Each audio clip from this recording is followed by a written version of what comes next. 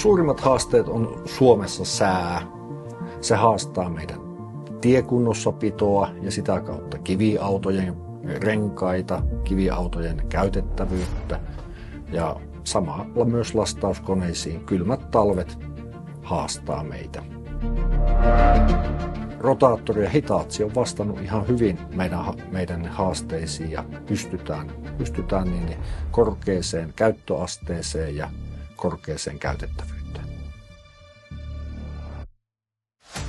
Kiviautojen kanssa ollaan lähdetty hakemaan parempaa tehokkuutta.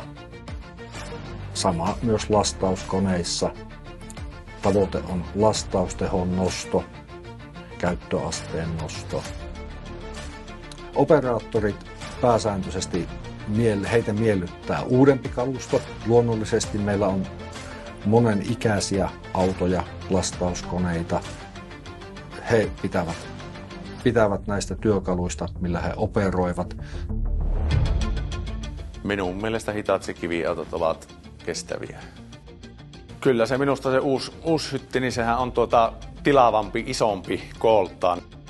Edellistä auto on niin turvallisempi vielä, että kun se on vaihekeppikin, kun löytyy siitä ja kippiviiksi löytyy siitä keskeltä semmoiset pienet vivut. Niin se on niin kuin paljon kätevämpi, kun se löytyy siitä läheltä ja on niin kuin hallittavissa paljon paremmin siinä. Minun mielestä on kaikista hyödyllisen ominaisuus hidastin nappi. Että napilla pystyy hidastamaan sitä vauhtia, niin se on niin kuin älyttömän tärkeää. Ajan ammatikseni kerrostalon kokoista kaivinkonetta. Parasta mitä rahalla saa. Hytti on kyllä oikein viihtyisä näissä uudemmissa, että se on kyllä siellä sen 12 tuntia hyvin tarvittaessa viihtyy kyllä. No kamerathan ne on aika tärkeitä tuossa työssä, että kun näkyvyys on paikotelle sivuille ja taakse olematon, että kamerat on tärkeitä kyllä. Että kaivuvoima on enempi huomattavasti. Koneessa jos tärkeitä ominaisuuksia niin on, että hytti on hiljainen ja sinne ei pääse pölyä. Että Terrafame ja Rotaattor on työskennellyt yhdessä 2008 vuodesta asti muistaakseni.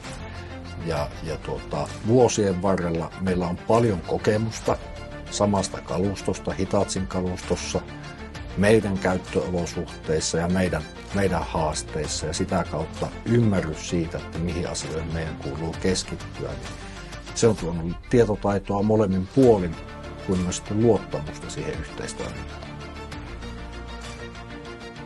Meidän pitää nähdä tulevaisuuteen, että meidän tehokkuus ja tuottavuus kehittyy koko ajan parempaan suuntaan ja myöskin pääsemme parempaan ympäristöystävällisempään tekniikkaan siirtymään hyvin ajoissa ymmärretyn suunnittelun ja tuotesuunnittelun kautta.